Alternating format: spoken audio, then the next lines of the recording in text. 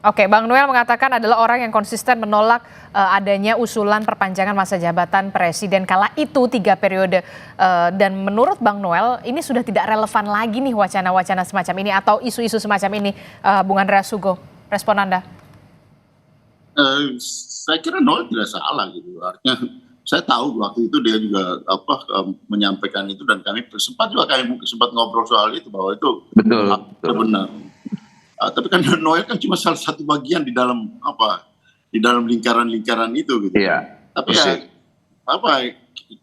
ya bahwa fakta-fakta yang ada kan juga menunjukkan bahwa isu itu juga berkembang. Saya katakan tadi itu kan hanya proses pembukaan saja kan pada waktu itu, bahwa itu kemudian tidak jadi, kemudian bergeser menjadi tambah 2-3 tahun dan seterusnya sampai dengan apa yang kita alami, misalnya ya apa yang terjadi di Mahkamah Konstitusi.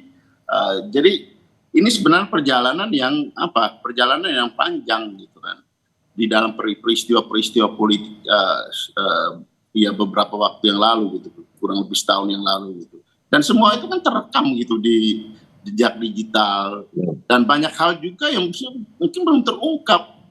Nah sehingga kalau misalnya Mas Hasto menyampaikan itu kan keran pembukanya aja gitu, baru ini cuplikan kecil gitu. Mungkin ya, artinya saya juga belum ketemu lagi dengan Pak Hasto sejak sekian lama karena saya juga baru kembali dari liburan. Nah sehingga memang ya kalau mau bilang peristiwa ada hal-hal yang terjadi di belakang ini kan saya kira banyak hal yang kita semua juga tahu gitu, dan banyak hal itu hal-hal tersebut menyangkut peristiwa yang penting di Republik ini. Oke, jadi Anda tetap meyakini sebenarnya 3 periode ini memang usulan datang dari memang lingkaran terdekat Joko Widodo, Bung Andreas Hugo? Peristiwa itu kan bukan soal 3 periode aja. Tadi apa yang dibilang Bang Hugo itu ada peristiwa lain lagi terkait misalnya perpanjangan, extend. Ketiga itu sampai wacana Jokowi jadi wapres. Jadi ada 3 satu peristiwa politik. Bung Andre tahu sekali dan kita konsisten nolak. Dan PDIP dengan Bu Meganya itu punya komitmen melawan itu. Dan kami bangga lah ya karena PDIP sebagai partai besar bisa menjadi garda terdepan dalam menjaga konstitusi. Dan kita bangga sekali dengan Bu Mega yang punya komitmen terhadap itu, dan juga PDIP. Partai besar yang menunjukkan kebesaran ideologinya. Jadi saya rasa ke depan nanti hal-hal kayak begini, misalnya Mas Hasto kan nih lagi panik-paniknya, lagi sakit perut ya. Ketika di TSK kan, kemudian dia panik, kemudian dia nyerang-nyerang aja udah. Dia bikin orkestrasi, maksud saya gini, sudahlah. Orkestrasi ini hentikan, jangan seret-seret yang hal-hal yang tidak substansial, yang akhirnya malah membuat dia makin pusing.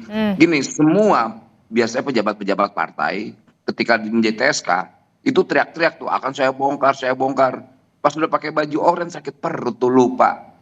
Udah fokus terhadap kasusnya aja. Jangan seret-seret partai besarnya, partai ideologis ini. Jangan seret-seret yang atasnya lagi Bu Mega, karena nanti orang akan ngebongkar.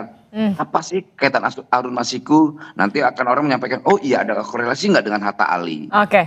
Lantas ada nggak kaitan dengan Samsur Nur Salim? Ada nggak ya kaitan dengan misalnya BLBI? Ini akan kebuka semua nih, gitu. Kemudian nanti orang bilang ini, loh kok Hasto bicara tentang perjuangannya mirip kayak Bung Karno. Bung Karno bicara tentang ideologi. Bung Karno bicara tentang kemerdekaan bangsa ini. Tidak bicara tentang bagaimana orang yang sedang memperjuangkan posisinya untuk ke DPR sampai orangnya harus di PAW. Gitu loh. Dan ini kan lucu. Kita lihat Harun Masiku itu, harus lihat sejarahnya. Harun Masiku itu hanya punya suara 5.800 sekian.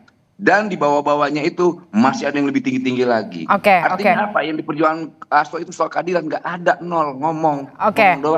Bung Noel.